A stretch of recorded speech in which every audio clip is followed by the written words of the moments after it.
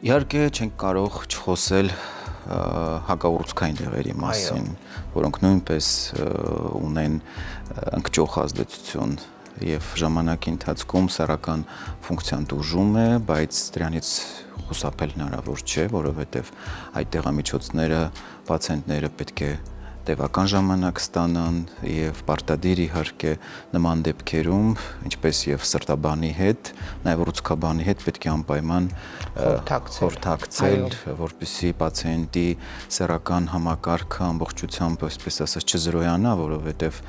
այդ պարագայում եւս, ինչպես գիտեք, սեռական կյանքը նույնպես շատ ակտուալ է նման պացիենտների համար։ Այստեղ շատ ավելի խնդիրը գլոբալ է ուռուցքային հիվանդների մոտ, ասեմ, որ այստեղ մի խումբ դեղորայք չեն, այստեղ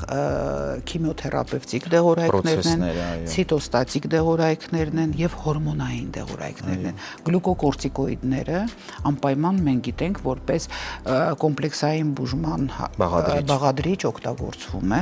եւ ինչու՞ չէ նաեւ այդ ցիտոստատիկները եւ գլյուկոկորտիկոիդները, հորմոնները օգտագործում ենք նաեւ տարբեր ռևմատոիդ հիվանդությունների, ռևմատոիդ արտրիտների ժամանակ, շարակցական հյուսվածքի աուտոիմուն հիվանդությունների ժամանակ եւ մենք գիտենք նույն ցիտոստատիկները, նույն մեթոտրեքսատը մարդիկ տարիներով են խմում, նույն ռևմատոիդ հիվանդությամբ հիվանդը չի կարող ընդհատել որոշ ժամանակ հետո։ Իհարկե դոզան կարող է փոխվել, բայց ինքը խմում է մինչեւ կյանքի վերջ, որովհետեւ այդ հիվանդությունները իրանք համարվում են քրոնիկ եւ իրենք մենք պետք է նվազեցնենք սրացումները, որտեղ ամեն սրացում բերում է ոսկորների վնասման։